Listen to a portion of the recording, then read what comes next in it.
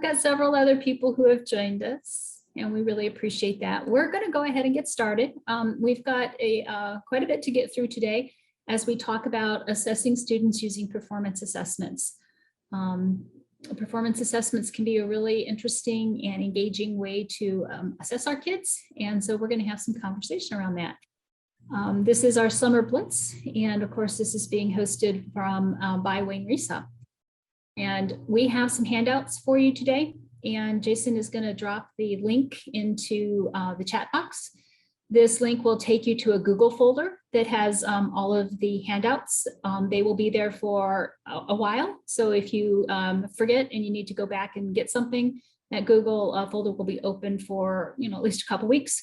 The PowerPoint is not in there yet, but I will put the PowerPoint up in there as soon as we get done. I was still fiddling around with it a little bit before we started, so I didn't want to put in something that was wrong and then confuse people. Thank you for that. So again, in the chat box, Jason has put the link to the to the Google folder, and want to make sure you get the handouts for the day. And for those of you just entering the room, there's a sign-in link as well in the chat. So let me go ahead and introduce myself. My name is Vorenkamp. I am an assessment consultant at Wayne Risa. I have been at Risa, I'm going on to my 14th year. I do everything assessment. So that means I get to talk a lot about balanced assessment systems, about developing quality summative assessments. I get to talk about the formative assessment process, how we take the formative assessment process, put it into the classroom, and balance our classroom assessment systems. I have done some assessment inventories with districts around the county. We talk a lot about data and how to use data to really impact students and so on and so forth. So my favorite thing to talk about is really the formative assessment process and balanced assessment systems within the classroom. But within that, I think performance assessments is a pretty close second or third, because I think it is a way that we can really the assessment process and really have them show us what they know in meaningful ways. And so we're going to talk a little bit more about that. Before I go on, I would like to also let you know that Jason is here with us. Jason Psycho is a colleague from Wayne Risa, and he is behind the scenes doing a lot of the tech, and I really appreciate Jason and him being with us here today.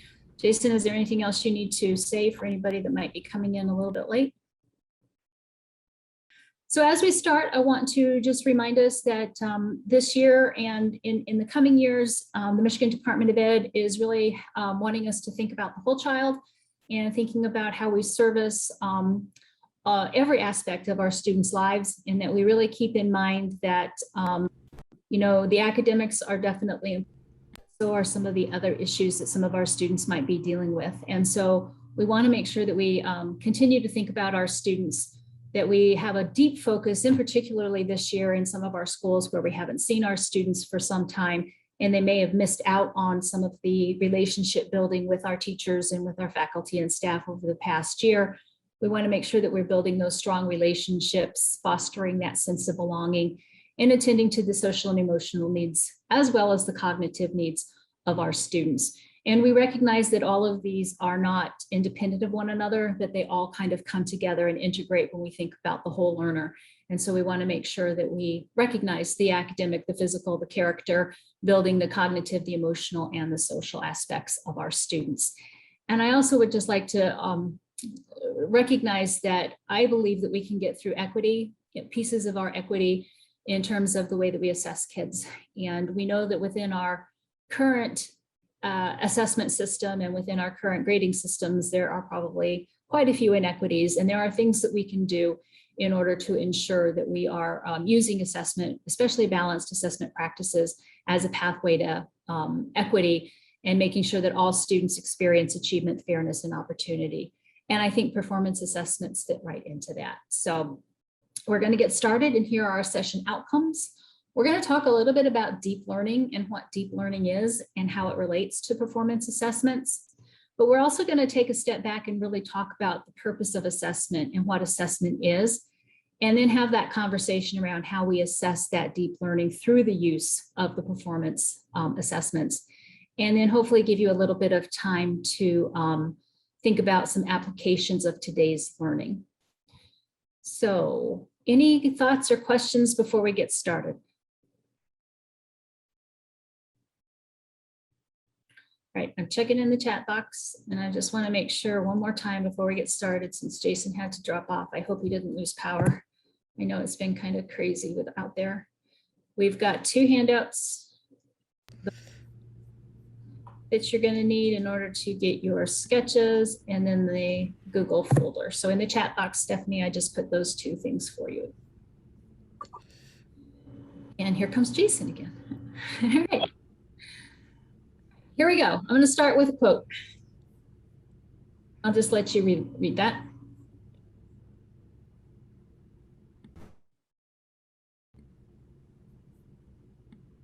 When I think of my own experience in the classroom, back when I was in 7th grade, 6th grade, I remember a lot of multiple choice tests. I remember a lot of assignments that my teachers gave me on content that I was just learning for the first time being graded.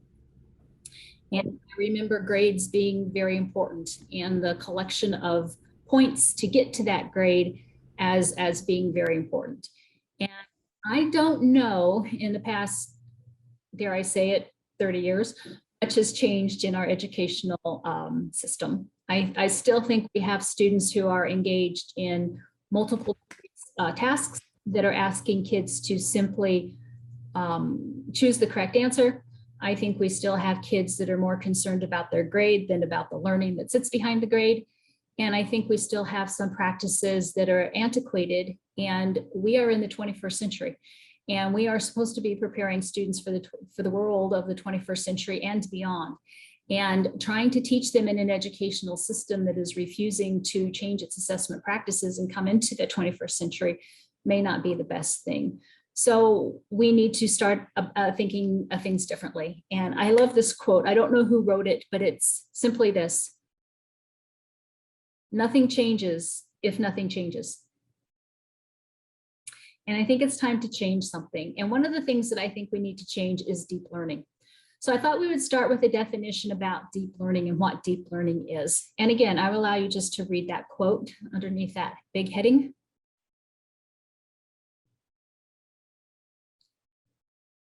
This is from 2 authors, Jay McTighe and Harvey Silver. You're going to hear a lot of Jay McTighe as we go through today. A lot of this presentation is based on his work. And they are basically saying that deep learning is about enduring understanding, and really understanding things in a way that can be transferred in a deep, meaningful way to other situations. But they also say that it's not something that just fills a child's head. It's something that they have to earn, which means that our students are going to have to work for it. This isn't something that, we as teachers oftentimes just think that we can talk to kids and they're going to get all of this information without ever actually applying it or using it or getting mucky with it or getting messy with it. And really, deep learning is when the kids are actually deeply involved in that process and getting dirty and getting, all of the different mistakes and trying different hypotheses and moving themselves along in terms of where they're at and where they need to go next. So in their book that they wrote in 2020, and I'll get you the name of it in a minute, it just went right out of my head. There are a couple of key understandings. One of them is that the deep understanding of important ideas, concepts, and processes is not something teachers can simply transmit to students by telling, right? Like I was saying, you can't just open up their brains, fill it with your words, and expect them to go out the other end and have learned this information. We can directly teach facts and procedures, the surface level pieces, and sometimes the understanding of those conceptual larger ideas and abstract process must be constructed in the mind of the learner.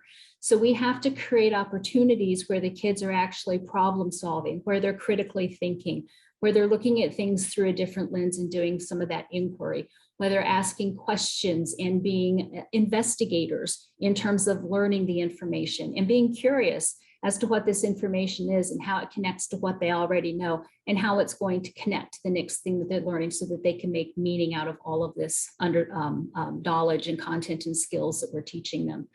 Students can understand through active engagement and mental manipulation of content via higher order thinking skills and actions. And that's what we're really thinking about when we start to think about performance assessments. I like this graphic because I think it's a really good representation. In many of our classrooms, we hit the surface level learning. We do a lot of surface level learning. We give little nice multiple choice tests. We think the kids have got the information and there's the grade, you know, they got a 90 out of 100, they're good to go. And yet just selecting the correct answer doesn't get us to that deep learning. It really allow us to determine if the students can apply it in a meaningful way. So we need to start thinking about what's under the water and what the rest of the iceberg is telling us, and diving deeper into that deeper learning, and then helping the kids transfer that information into meaningful events and tasks and opportunities to show us what they know in really engaging and authentic ways. I think this becomes really important, and I'll probably say this again somewhere, but I don't want to lose thought. When we think about how we have prioritized our standards. I know over this past year, many of us have engaged in some activities around prioritizing our standards, because what happened is back in March in 2020, when we went out on break and didn't come back for a year, we began to realize that we were covering a lot of information, but the kids weren't really learning that information. And so what was a better idea potentially was, okay, well, let's narrow down what we have to actually cover, and let's actually teach it and allow ourselves to go deeper into those most essential standards. So many of us engaged in what we call prioritizing standards, which isn't about elimination, but it's about the need to know versus the nice to know, and really concentrating on those need to know and going deeper with that learning. And so when I think of those prioritized standards, I'm guessing, and this is just from my knowledge and having done this work with numerous districts and schools, that typically we do not get priority standards that are the low-hanging fruit. We don't get those priority standards that are about knowing that 2 + 2 is 4. We get and we chose the priority standards that are more about kids thinking critically and conceptualizing things and transferring that information in deeper, more critically, metacognitively, and cognitively demanding ways. As a result, our assessments need to go that way as well, right? And that's where this performance assessment comes in. Because if we want to engage students in deep learning and thinking skills, such as conceptualizing, note-taking and note-making, and summarizing that information, comparing and contrasting things from the readings and from the document, engaging our students in, reading for understanding. If we're having the kids predict and hypothesize, if we're having the kids visualize things and use graphic representations, and if we're having the kids take a perspective and then empathize with that perspective, and then try to understand that perspective, and then persuade somebody else to believe that way as well, that is really deep learning and really deep thinking. And if you're doing that kind of wonderful, rich instruction within your classroom, and you're engaging your students in all of these wonderful activities during that learning and teaching process, and then you drop down a 50 multiple choice item to see if they've learned anything on their assessment, or that's what their test is going to be, you are missing a wonderful opportunity. You are taking and you're creating a mismatch between your assessment and the actual instruction that's in the classroom. And so as we think about those prioritized standards, and as we think about going deep within that learning and engaging our students in many of these activities within the teaching and learning, our assessments need to follow. And we need to make sure that our assessments are engaging students and having them do many of these things as well. This is from the book, again, Jay McTighe and Harvey Silver. And then there's also David Conley, and David Conley is a University of Oregon professor emeritus. And in it, he also suggests 6 big ideas. And when he talks about prioritizing standards, ironically, he doesn't talk about the academic standards that our state is asking us to engage kids in. He talks about these process standards. And that if we can get kids doing these 6 big things, and then I would add the slide before, the Jay McTighe and the Harvey Silver things, if we can get the kids doing all of these kind of deep metacognitive, cognitively demanding practices around the content that we're asking the kids to engage in from our Michigan Career and College Readiness Standards, then we are truly getting at deeper learning. And as we get at that deeper learning, then we can create the assessments that align with that. So David Kahn, many of these overlap with Harvey Silver and Jay McTighe. They would say things like reading analytically and having great discussion, which everybody knows right now, discourse and inquiry is a big thing. Socratic circles, inquiry in the math classrooms, it's very relevant. And it's relevant because it's powerful. And the research is showing that that's the way that the kids learn deeply, is by having dialogue and having discussion and conversations with one another. Persuasive writing, and trying to, that empathy again, and trying to get people to empathize with your point of view and to be able to persuade them in some way. Drawing inference conclusions from various texts that we happen to be reading, or source documents. Analyzing, especially the documents that may have two different perspectives on a particular topic, and having the kids recognize what are some of the similarities and what are some of the differences, which one is stronger, more powerful, so on and so forth. And then of course, supporting with evidence from various sources and solving complex problems that have no obvious answer. So some of those are very similar to the ones that Jay McTighe and Harvey Silver also explained or shared with us.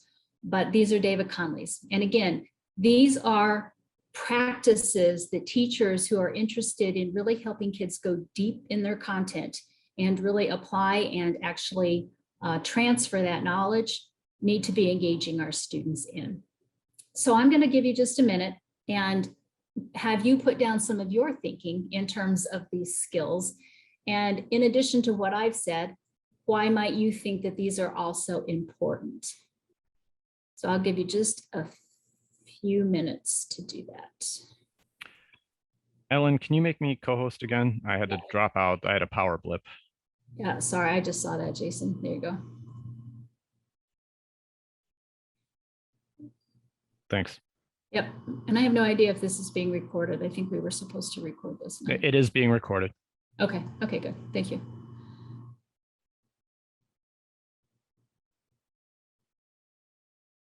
So I'm looking in the chat box to see what some of your thinking is around why these skills.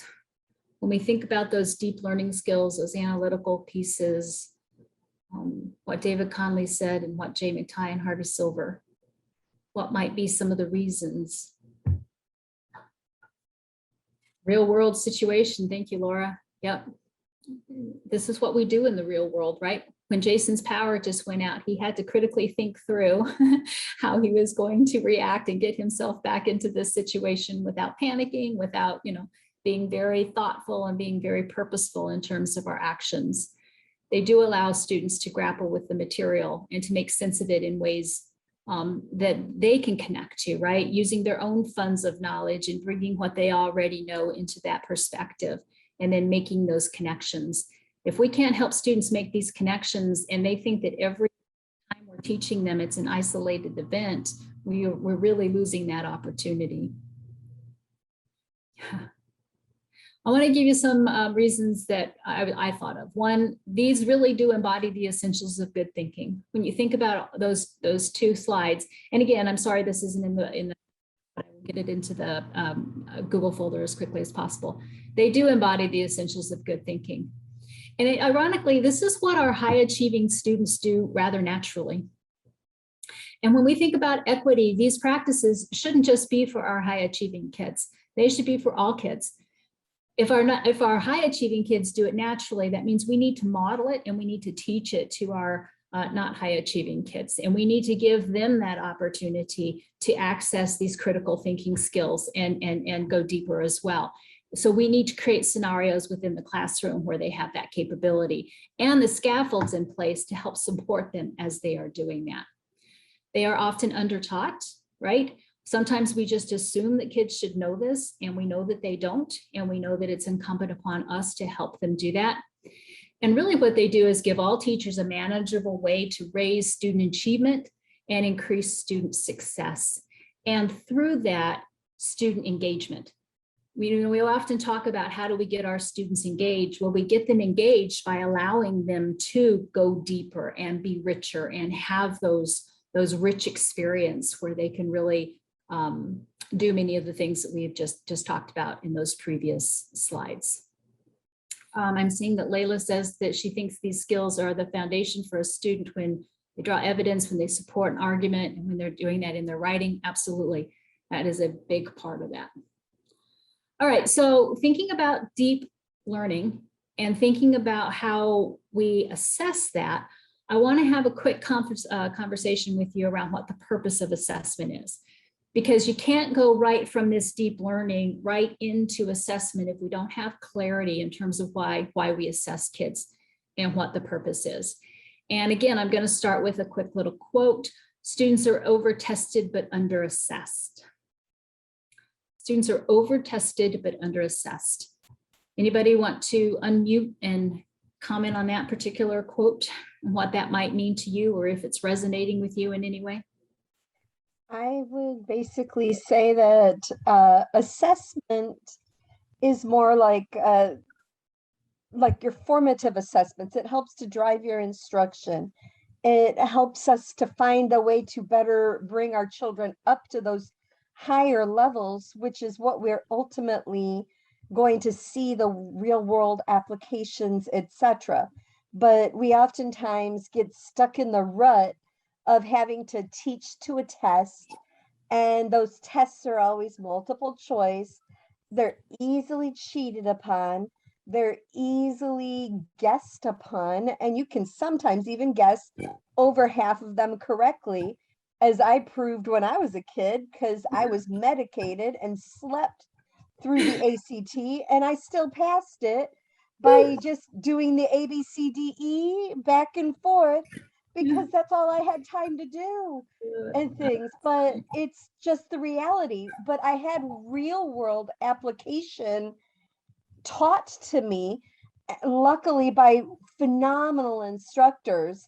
It's not my fault that I was put on drugs by my doctor the day in which I was supposed to go and take a test and things. But that test does not gauge anything about your learning. It's just showing how well can you guess A through E. And things. Whereas instruction on a different level will help you to be able to wheel and deal in life and show the true colors of how you apply them, which is ultimately what we're supposed to be doing. And I'm going. Thank you, Laura. I agree completely with much of what you said. I'm sorry about that SAT experience, by the way. But yes, over-tested because we have a high reliance on thinking that a score in the life of is really giving us really good information about students, while ignoring all of the things that we do in our classroom that are also giving evidence of student learning. And like you said, some of those formative pieces that we do within the formative assessment process. So let me give you a definition from Rick Stiggins. And any of you who know me, you know that I'm a big, huge Stigginite. I would follow Rick Stiggins pretty much anywhere. He's one of my heroes. He says that assessment is the process of gathering evidence of student learning to inform educational decisions. To inform educational decisions. That happens at different layers within a balanced assessment system. And in each of those different layers, we have different purposes for gathering that evidence, and we have different uses of that evidence. We have to have clarity in terms of what those different levels are, who needs that evidence, and how we need to use it. And we need to be very clear about that before we go into any of our assessment and or testing. And in order to do, and it's important that we do that because we want to guard against practices that may have a negative impact on kids. I truly believe that you can go to all of the wonderful workshops and all of the wonderful professional learning that Wayne Risa puts on in terms of quality instruction and quality practices and best practices in the classroom and how to teach math and sciences. And you can ruin all of that wonderful work that you do as you're implementing all of those wonderful strategies with a bad assessment. A bad assessment is probably the worst thing that we can do to kids.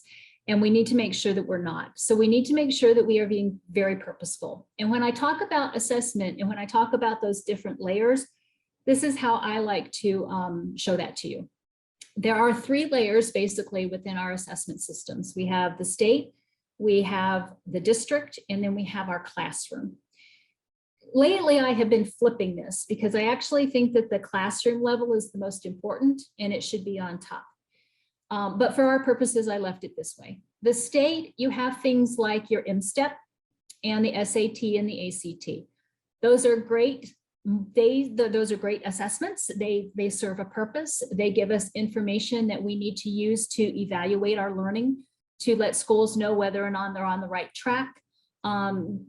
Gives the state the ability to say whether or not, a school needs some additional help in terms of funding, or if it needs additional help because of, we may have subgroups that might be falling behind, so on and so forth.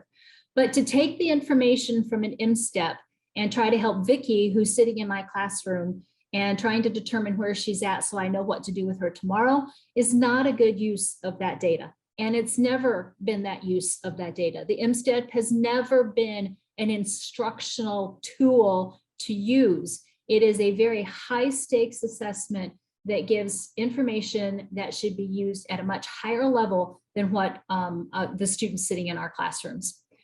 In the district, we might have periodic assessments. We might call these interim and or benchmark assessments.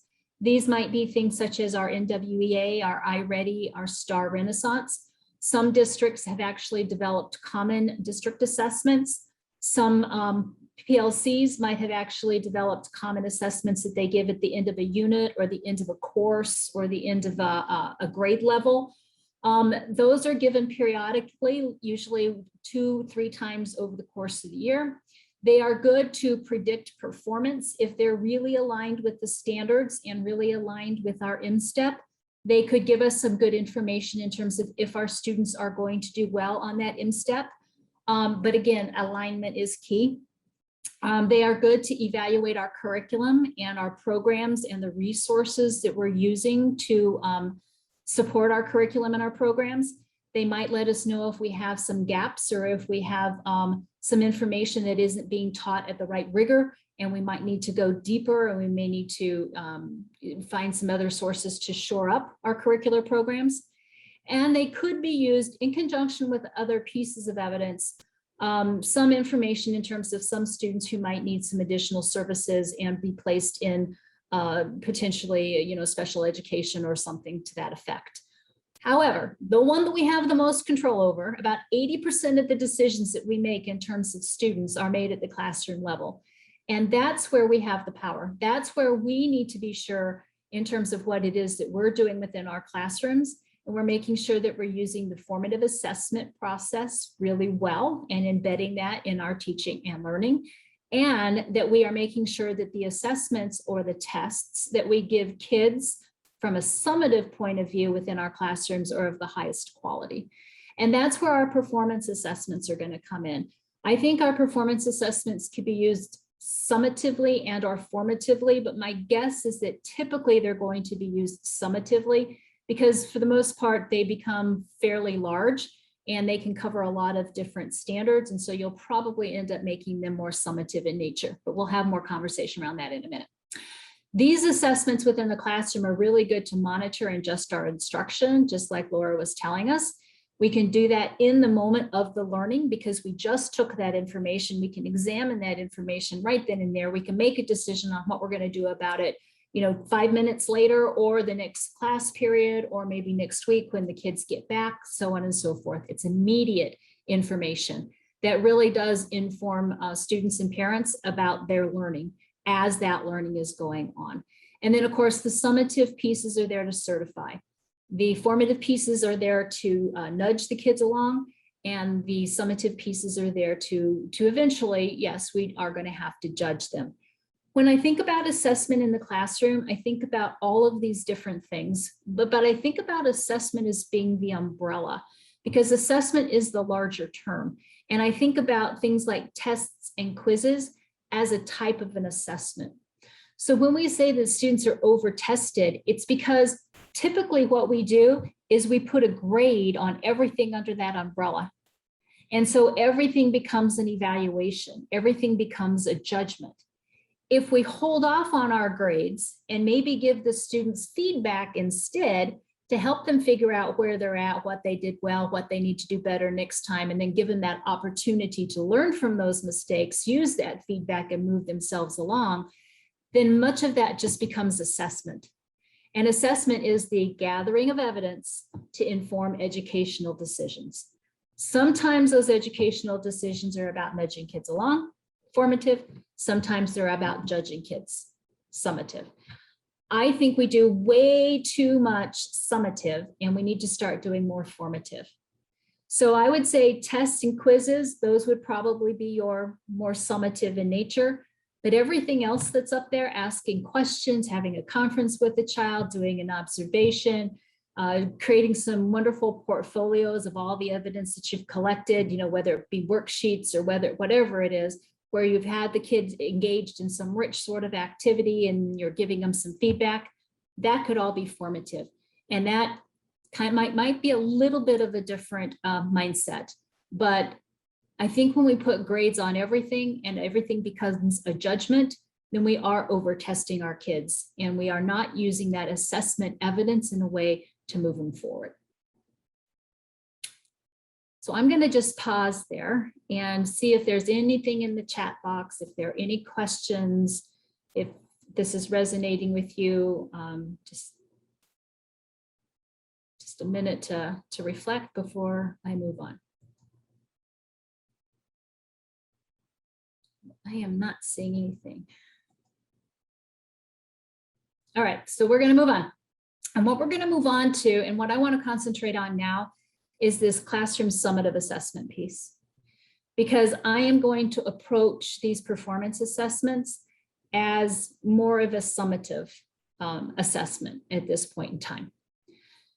So when we are developing quality classroom assessments in a summative sense, there are 5 keys that Rick Stiggins and Jan Chapuis presented to us back in 2004 that have kind of been the pillars, I would guess, of classroom assessment and have really been at the heart of what assessment literate educators have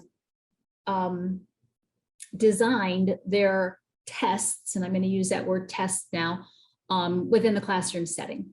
The first piece is clear purpose, and having a very clear purpose when you decide to develop these tests, that it is going to be a test, that it's not going to be an assessment in the formative sense, but it's going to be a test in the summative sense.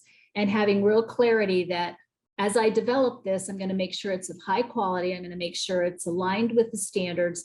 And I'm going to make sure that when I give this, I have done the formative pieces well enough that my students are ready for this. And they won't be surprised by the grade that they're going to get on this summative assessment, because I have given them so much feedback along the way around these standards that are going to be assessed on this summative piece, on this summative test, that they'll know exactly where they're at and pretty much could guess or predict what it is they're going to make on this test, as could I as the teacher.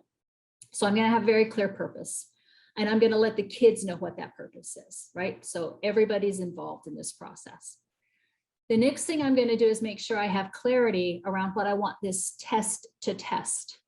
I want to make sure that I know every standard that's going to be on this test, and that every item that I write is going to align to one of those standards and is going to give me the information I need so that I can decide if the students, one, know the content, and if they know the content at the rigor that they need to in order for them to be proficient in relation to what the Michigan Department of Ed says they need to be when I look at those career and college readiness standards. So having clarity around what I've been teaching and what standards I've been teaching and the content and the rigor of those standards, and making sure that this test is aligned in both of those major ways. And then I'm going to make sure that they're of high quality and that I'm really designing them in a way that really gives me that accurate information so that I can then make accurate decisions about students. Because let's face it, we make some pretty important decisions about kids' lives based on these tests. And we need to make really sure that that decision that we're making is based on sound evidence. Because if it's not, then we're doing harm, and we're doing harm to our students, and we don't want to do that. So I want to talk for a minute about the standards, and I'm going to look in the chat box here because I think I got, oh, the first handout. So Jason put in the chat box this handout. This is handout number 1 in the folder. I'm going to talk just a few minutes about these clear targets and this sound design. And I'm going to start with these 4 standards and the different types of standards. So I don't know how many of us know this, but when all of the people who wrote the Michigan Career and College Readiness Standards, which of course are based on the Common Core, when they all got together and started writing all of those different standards, there are actually 5 different types of standards in all of our curricular documents. There are knowledge standards, reasoning standards, skill standards, product standards, and dispositions. We don't really worry about dispositions very much because dispositions are very difficult to assess. It's very unlikely that you would find a disposition target on a test. Disposition targets would be like kids love to read, or they have a joy of math, or they really engage in speaking Spanish, or they have a love of music. That is very hard to determine in a setting where you are going to actually create, a multiple choice item or something like that. So we typically don't assess dispositions on tests. We do, however, assess knowledge. So facts and concepts that we want students to know. So when you look at your career and college readiness standards, when you see something that says we need kids to know their letters, they need to be able to recognize uppercase from lowercase, that's a knowledge standard. It's pretty simple. Either they can do it or they can't. Reasoning skills and products, however, are a little bit more tricky. And actually about 80% of our standards fall into those categories. Reasoning is any time that you want the kids to critically think and solve a problem, compare and contrast, synthesize, evaluate, all of those different cognitive demands that we need kids to engage in all fall under reasoning skills. Reasoning skills can be assessed using a multiple choice item sometimes, but are probably best used, better assessed in different ways. And we'll talk about that in a few minutes. Skills are interesting, and Laura, this might speak to you. When I first started working at Wayne Risa, I was working with a group of teachers in a affluent district in Wayne County. And the Spanish teacher actually came up to me and was very frustrated. And we had this conversation. He said, I said, what's frustrating you? He's like, this is my end of course exam for Spanish 1 for the first quarter. And I looked at it and I was like, well, what's wrong? He said, well, first of all, it's multiple choice. It's all multiple choice. It was 50 items of pretty much all multiple choice. And I said, okay, are they quality? Yeah. He said, I can tell if kids can read Spanish. I can tell if they can conjugate verbs. I can tell if they can understand, he said, that's great. He said, but you know what? My standards don't stop there. My standards want me to know if kids can speak Spanish. And when I give them this test and they engage in this, I have no data that says that kids can actually speak Spanish. What I have is data that they can read it, they can conjugate, they can, potentially guess by looking at words that look similar to English, but I have no idea if they can speak Spanish. And when I try to tell this to my administrator, they just keep telling me that I have to have this multiple choice test because it was a high school. We have a 2-hour session at the end of every grading period that I have to fill. And you see where I'm going with this, right? So he was extremely frustrated by this and quickly realized that there was a misalignment because what he was doing in his classroom was actually having the kids talk to one another, and they would get up in front of each other and they would have conversations. And then he was supposed to assess them or grade or test them using this tool that was not. When we think about skills, the knowledge and reasoning to act skillfully, again, it's an observation, it's a performance. I can't tell if a kid can play basketball just by giving them a multiple choice test about the history of basketball and who invented it. If I need to know that they can play basketball, I have to see them. And that's where the performance assessment comes in. The same with the products. The products are when in the standards, they actually say the kids have to write a research paper. They have to write a research paper. They can't sing me a song about how to write a research paper and I can say they know how to write a research paper. I can't give them a multiple choice test around all of the different aspects of a research paper and say that they can write a research paper. They have to write a research paper. So when you think about these 5 standards and we think about the way that we actually assess kids, there are really only a few ways that we can assess kids. We can assess them using a selected response item. We can assess them having a constructed response item, a performance assessment, or through observations and conversations. When you take those 5 or 4 different types of standards and these different way of assessing kids and put them together and do what we call a target method match, you come up with a graphic that looks like this. And what it's saying is, if you have a knowledge recall standard that you need to test on your final, the best way to do that is probably through a selected response item and maybe an extended response where you have the kids do a fill in the blank or a short answer or something like that. But if you have any of those reasoning or performance, where you're having the skills and the reasoning, multiple choice isn't going to do it. You're going to have to find something that's a little bit more application of that information, a little less guessing, and maybe a lot more performance.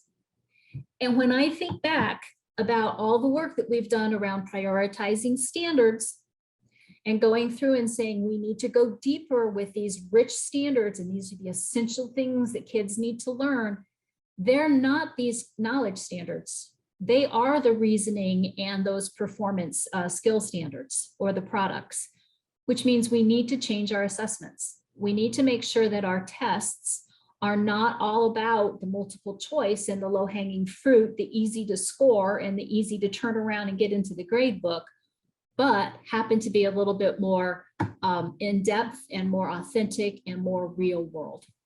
May I make Absolutely, a comment? Becky. Yeah. I'm a Spanish teacher at a high school level, and I feel the pain of that. And I override by, I can't not give an oral interview.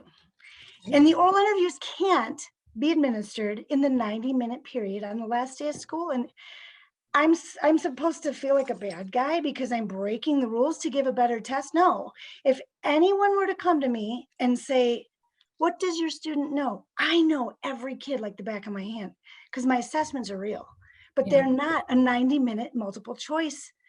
I have to do them over time. So I almost get in trouble every year for having a better test. It makes no sense. And so I don't feel bad about it. No, you shouldn't. If you want to fire me because I made a better test, I think it'd be foolish. So I kind of just go, well, ask me questions. Tell me why I do what I do, but no one does. And I don't believe in the multiple choice, especially in COVID, because all they do is Google it. I'm not doing that. I'm not wasting my time. That doesn't assess a thing. I ain't playing that this year. Yeah. So, yeah. I think one thing that we learned through COVID is that multiple choice tests were pretty much, you needed to do, what I would tell people was just create an open book exam, because they can't Google it. They're going to have, or even if they do Google it, they still have to put it into their own words and explain it, and just assume that the kids are going to be able to find the answers. But then how are they going to justify that answer? How are they going to connect it to, some of the things that you talked about in the classroom? And really, when you think about it, an open book test like that, where they're actually having to it's getting all of those thinking skills that we talked about from Jay McTighe and Harvey Silver and David Conley. So we just have to do things a little bit differently. And I think we still do, honestly, because I still think that there are much better ways to assess kids than through a multiple choice test. And it's ironic because MDE started that way a couple of years ago. Remember when the Common Core first came out and we had the writing, and MDE has tried their best to try to get some performance assessment into our state assessments, but they keep having to pull it back because the cost of having it all scored, the time, and people complaining about how long that test is, taking. And so if the state doesn't do it, we need to, because we need that more complete picture of the student in terms of what they're capable of doing and how they're capable of taking this information, the foundational information, and really delving deep into it. And I will speak for the writing composition teachers, the English upper level 12th grade, they're frustrated too, because it's composition class should have a composition. You can't check those by Friday at midnight. You can't, so we have to be the bad guys and well, we're giving our test a week early. Well, we're not trying to, we have to check it. it takes time. So yeah, that's frustrating because I don't want it to be like that. I am aware of a couple of high schools that have started to just do away with that final exam week type of a thing. And they just say, grades are due here, however you need to assess your kids to get to. And so we do have, I can't talk. Some schools are doing like capstone projects. Some schools are doing more portfolio based. Some schools are doing more performance type of assessments leading up to. And you know what, as long as you have clarity and you know what you need in order to determine if a child is proficient, then the performance assessment is it's gonna work for you. It doesn't, which doesn't mean you couldn't always also do a part of it multiple choice. It's about your standards and what works best for your standard and making sure that you're getting that best information. If you really do have a unit that everything in that unit is about knowledge and it's all that basic, just simple recall, then go ahead and do your multiple choice. What I'm saying is though, if you have a priority standards that's talking about kids analyzing and synthesizing and whatever, you better have them do that in a meaningful way. And it might take a performance assessment. All right, so we're gonna stop for a minute and we're gonna do a quick article read. So in your handout, you have handout number 2, and I think Jason just plopped it into the chat box. Thank you, Jason. This is called a performance assessment, what it is and why it's useful. And it's just going to synthesize and reiterate some of the things that we've just talked about here today. And what I'd like you to do is, I know you're reading it off the screen, but as you're reading it, if there's anything that's just kind of a new idea for you and aha, just go ahead and just jot a note if you have a piece of paper and a pen handy, just on a piece of paper. If there's anything you'd like to know more about, maybe just write yourself a quick question. If there's anything that, yep, I knew this, I'm on the right track, go ahead and just, use the check mark and affirm your own thinking. And when we're done reading, I'm going to put you into some breakout rooms for just a minute so that you can kind of share with each other any ahas that you might have had from reading this article. I'm looking at the clock and it's about 3:49 and we go to 4:30. So this is an hour and a half today. I'll give you about 8 minutes. It's a pretty easy read. So I will call you back at 3:58. And I will give you just a minute or two warning before we start up again. Does that sound okay? It is so much easier in person to determine when people are finished reading because you can see them, looking around and they put down their markers or, maybe having a conversation around something that they've read. Very difficult to do this when the cameras are off and I can't see people, but I am hoping that that was enough time to at least get the gist of the article. And so we're going to put you into some breakout rooms. We hope that there will be about 3 of you, maybe 4, and we're going to give you just about 6 minutes. So it's going to be a quick conversation. But mind your time. If you can, turn your cameras back on and just really quickly, each of you just share one key idea that you may have taken away from this article. Jason, are there any other instructions for them before we break up? Nope. There'll be 6 rooms of 3, so you have about 2 minutes each to talk.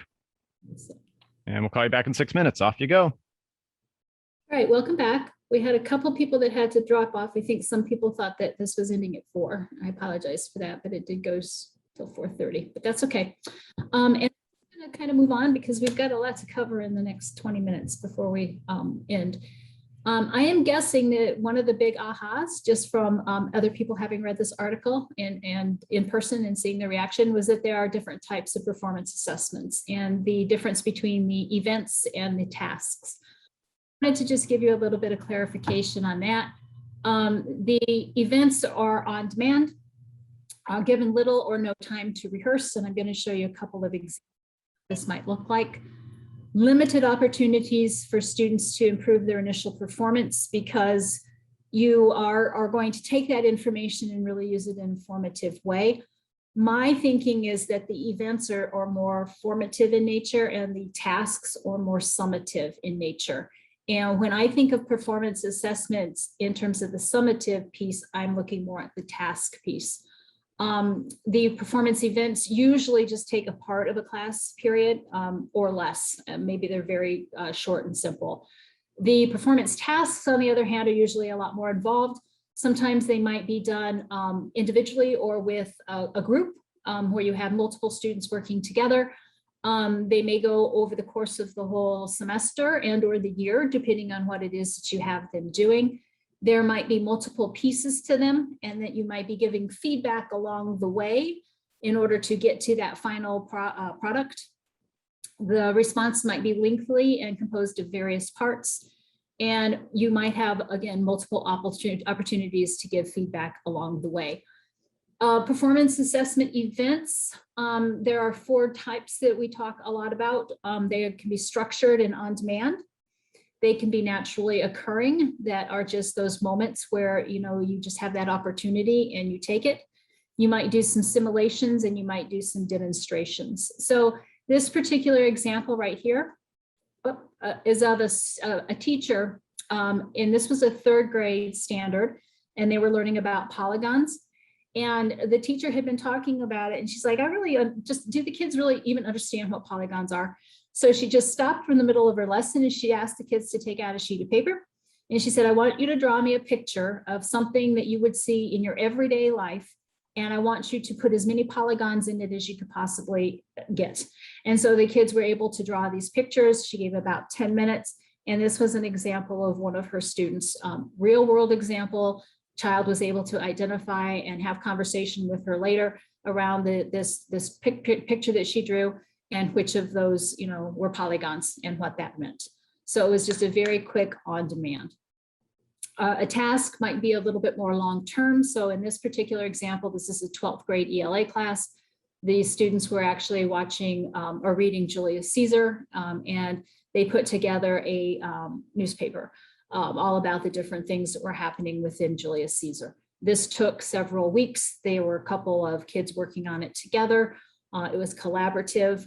It was a collaborative performance assessment. It had a really nice rubric. Students were not graded collaboratively. However, the grade was actually an individual grade. It's collaborative only in working together, not collaborative in the grading process of it. So those are some of the different types, the events and tasks. And I'm guessing that was probably what may have struck you in your conversations, as well as that whole piece around the alignment that we talked about earlier, and really how these performance assessments can really help us see into the kids' minds a lot more. I was going to say a lot more better, but that's not good English, a lot better, and with a lot more authenticity and with a lot more engagement and letting us what kids can really do. All right, so I'm going to end this pretty quickly because you have in your handout, handout number 3, handout number 4, and in particular, handout number 5, that are great resources that I think will help you when you start to think about performance tasks and how you want to develop some of these tasks. I also, in the chat box, put the title of the book that I couldn't remember. It's called Teaching for Deeper Learning by Jay McTighe and Harvey Silver. Just came out in 2020. It is a great resource. Jay McTighe is the person when you think about performance assessments. I've included Susan Brookhart. She's got some information too, but Jay McTighe has really done a lot of work. And he says that when you are starting to think about creating a performance task, that you want to think of 4 big things. You want to define your purpose. You want to design the format of the task. You want to determine how you're going to score it or determine whether or not the kids are at proficiency. So you have to think about your performance criteria. And then you're going to have to be flexible and revise, because no matter how well you plan it, some child is going to come up with some exception and you're going to have to modify and revise and be okay with that. So the next slides are just talking about those 4 steps. The step 1 is defining your purpose, making sure that you are aligned with your standards, that you understand the rigor and the content or the skill, the reasoning piece that the standards are asking the kids to do, and that this performance task is going to give you that information, right? So being very clear. You want to focus in on the big ideas. Of course, you can't do everything. You want to get at that deep learning and that deep application and that deep transfer of knowledge, not just coverage. If you're interested in coverage, go back to a multiple choice test. These are open-ended, these are flexible, these are students bringing their own voice and their own choice in many cases to the table.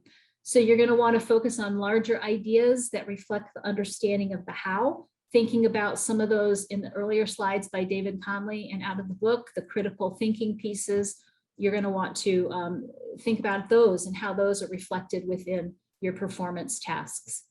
And then you want to make sure that it is a correct fit. Here are some decisions that you might want to make when you are defining your purpose. What are some of those important cognitive skills or attributes that I want my students to develop? What are some social or affective skills or attributes that might come into play? How do I want them to think about their thinking? And how do I want to help them develop that? What types of problems do I want them to be able to solve? And what concepts and principles do I want them to be able to apply? So it's not just about the content, but also about that rigor and about the behaviors and about that self-regulation and about some of those critical thinking 21st century skills that we've had conversation around.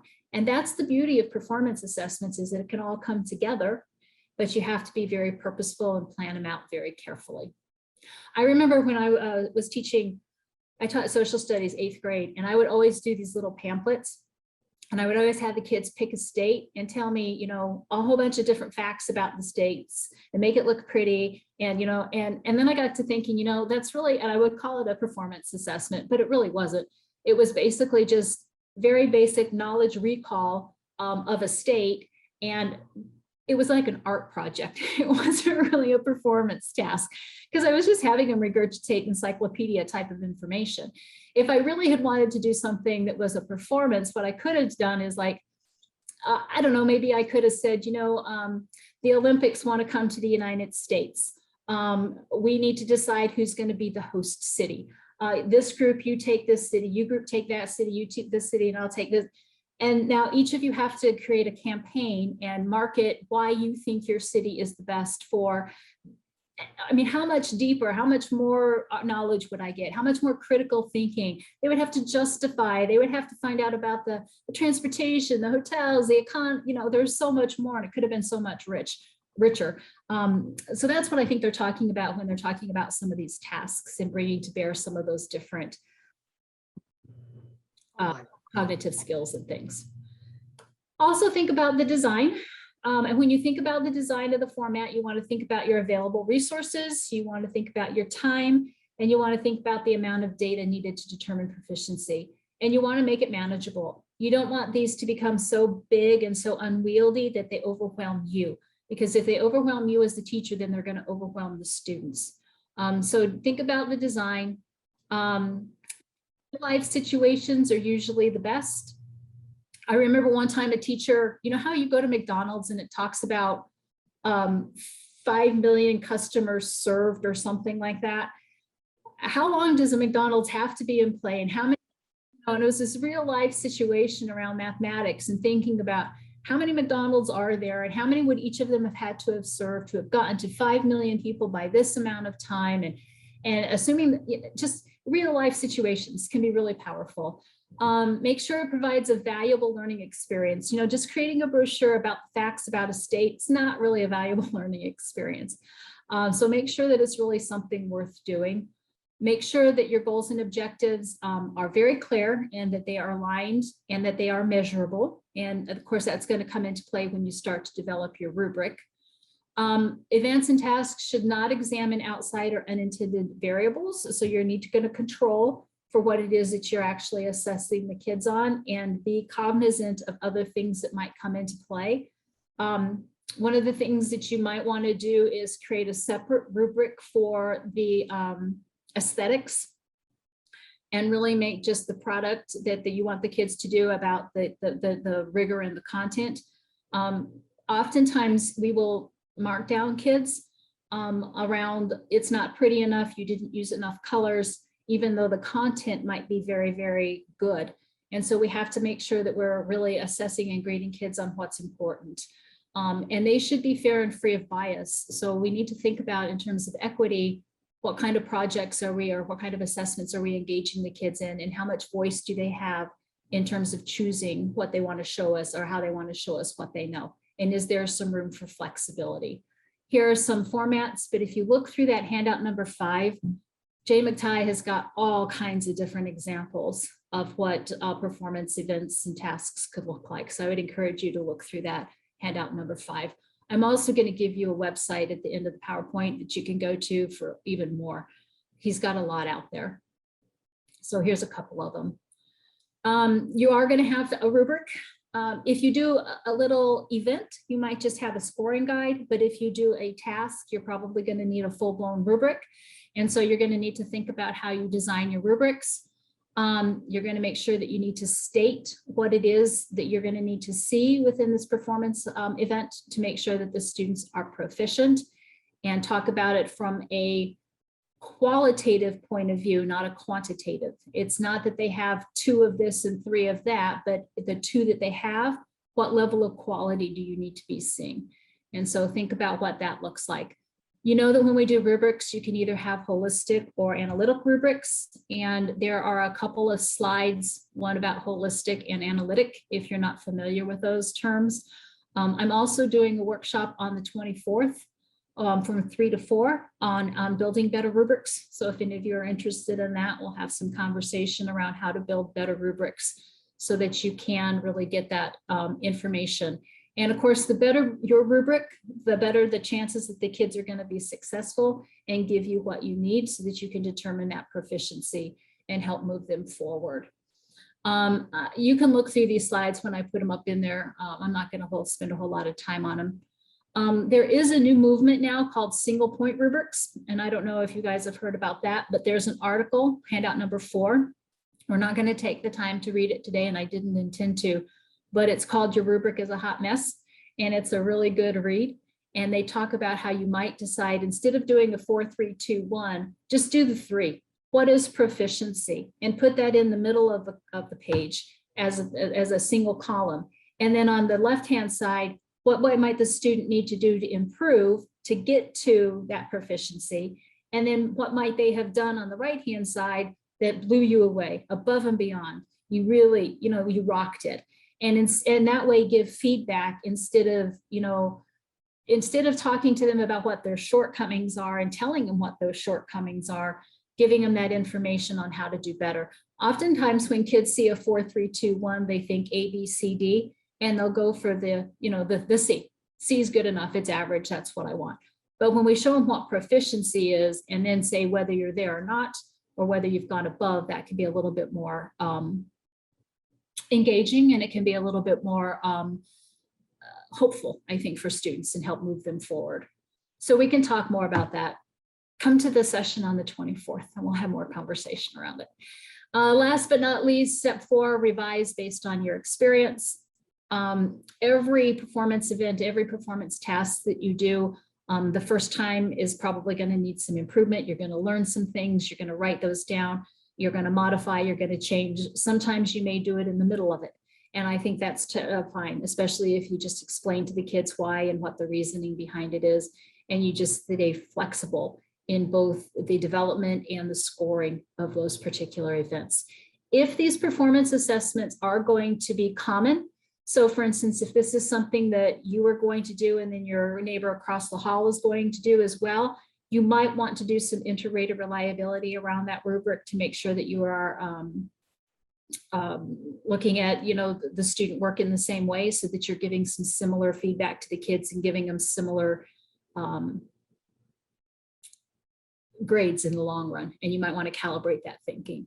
So inter-rater reliability and having those calibrating those conversations can be really powerful. I wanted to end with a quick video.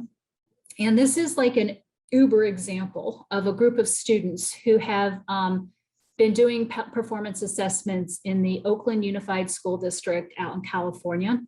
And they actually do this as a capstone project. So these kids have been working on this their entire 12th grade year. You'll notice that they're actually presenting them to a panel of experts in the field. Some of these people are teachers, but some of them are like medical people if they happen to be doing something around medicine, or social workers if they're doing something around the social work area. And you'll notice that they have a tight rubric, and they're going to have some conversation around that. And I just thought that was a nice way to end, because I think it gives us a vision of what these performance assessments can be and what they can actually do for kids. Because when you listen to these students, the excitement and the ability of them to take this information and move into their next level of learning, whether that be college or whether that be a career, is quite impactful. So I am going to start off by sharing my sound, and I'm going to optimize for the video. And Jason, I'm going to mute myself and start the video. And of course, if you guys can't hear it or something goes wrong, please just unmute and let me know, Jason. And hopefully the lips and the sound will sync. But if not, maybe we can just close our eyes and listen to the kids. All right, here we go.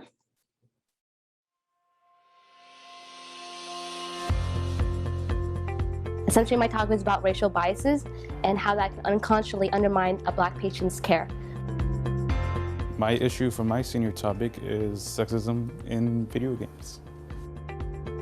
My topic is about the lack of access that women, specifically women of color, have to reproductive health care services. So the capstone project is the culmination of a full year of students identifying a research question on something that they're deeply passionate about, doing research on those topics, and then writing a research paper and doing a presentation in front of an authentic audience. The graduate capstone is really trying to find a way to engage kids in deeper levels of learning and give an authentic assessment of how they're going to engage in real world problems as they transition out of high school.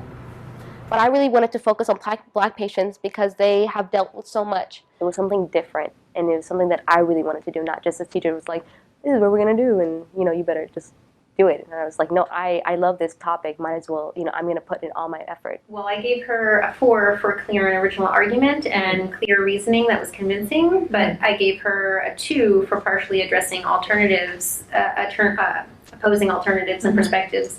So I averaged 4 and 2 and got 3. What we were really trying to do with the capstone project was ensure a level of equity across the system by agreeing on a set of common rubrics. Let's try to create a common understanding of what high quality instruction looks like so that the instruction and the learning experiences the students have leading up to that point prepare them in order to be successful at that level. I looked at that rubric that Young Wan brought to us, and it had organization as a skill. And that's actually when I came to you, I had my moment of truth, and I was like, I don't know if I can grade kids on organization, because I used to tell them how to organize it. The skills they are looking to grade were things that we were often coming in and supporting the students a little bit too much on. And we would be unable to truly evaluate students. We were only evaluating for compliance. So I think the rubric prompted us to think deeply about what kind of scaffolding we're doing so that you would see a range of performances across the rubric. I think we really pushed you to dive deeper into your topic.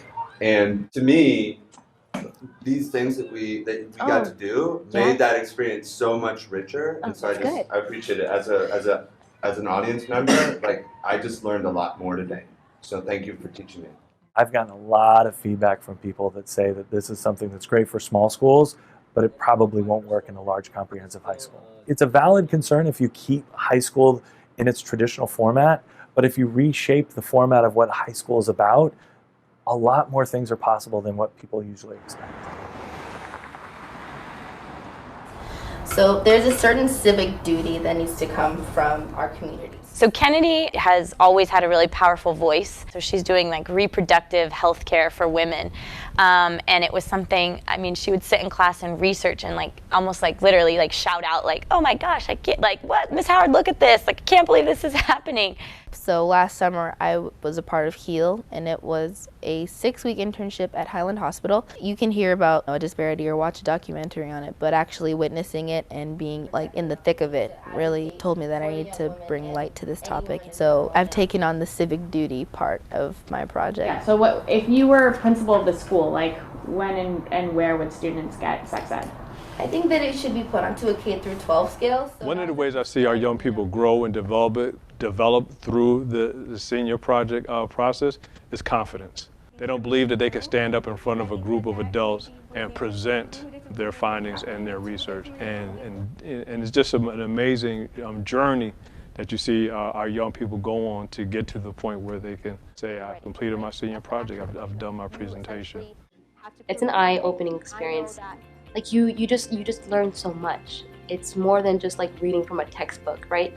because you need to be an expert. I don't want the project to end here, you know. I want to continue to take the knowledge that I've learned for myself and put it out into the world so that other people may learn about it, and then we can start to help solve the problem. One of our key goals in OUSD is to ensure that every graduate is college, career, and community ready. And performance-based assessment in the graduate capstone is one of the key levers we're going to use to get students there. You did amazing, and you should be super duper proud. And we're also very proud of you. And congratulations!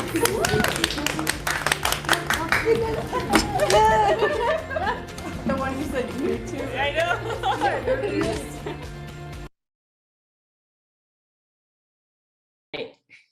Just gonna stop that there. And again, I know that that's a large scale example, but the little performance assessments and the little performance events and tasks that we do K-11, K through, you know, middle school, will get kids prepared for this and have them more if your school chose to do something like this. And even if it's on a smaller scale, just that buy-in and that engagement and that passion, I think, can be very powerful and will be there and will be reflected in the student learning. I've never seen a child react to taking a multiple choice test quite like that. Unless it was Laura and she was on those drugs and I didn't really know what was going on. All right, last but not least, when I post this PowerPoint, this website, and maybe I can just drop it into the chat box real quick for you. This is a really great website that out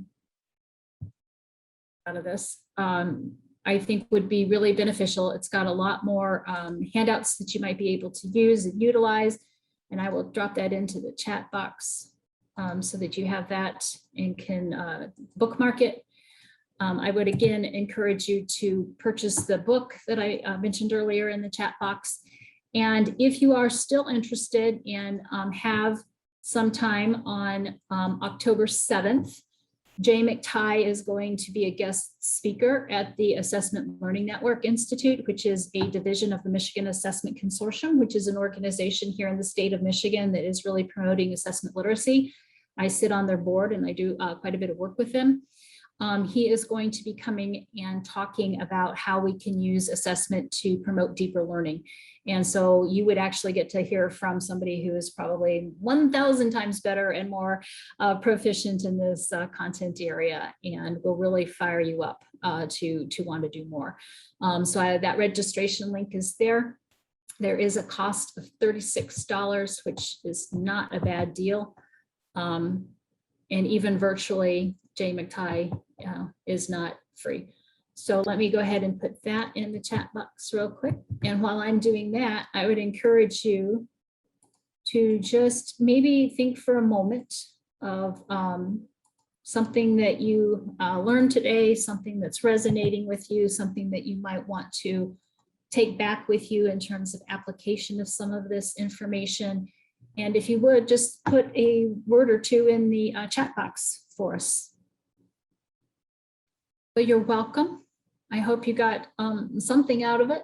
I'm hoping that you've got some better ideas in terms of, you know, what you want to do. Maybe you will be doing more performance assessments. Maybe you'll be doing some little tasks along the way, or little events along the way, and then engaging in some tasks. Maybe you will join me on the 24th for some more information around rubrics. And I am more than happy to help and assist in any way possible. I love this quote: good teaching is forever being on the cutting edge of a child's competence. And I think performance assessments can get us there much better than multiple choice. And that's my email. If you have any questions or concerns or thoughts or anything, feel free to. There you go. Oh, that's wrong. Sorry. Can't even type it correctly. Gosh. There you go. There you go. That's my email. I think that other one, I don't know who we'll get to. Love it. Love it, love it, love it. Well, thank you guys. I hope you have a great afternoon, and I hope everybody gets their power back. And Jason, I hope you don't lose it again. And thank you, Vicki. I appreciate your attention. Laura, thank you. Mr. Maloser, Meloser, is that how you pronounce it? Thank you very much. Danielle, if you need that certificate, go ahead and email me. I'm more than happy to help you out with that. And you guys all have a great evening.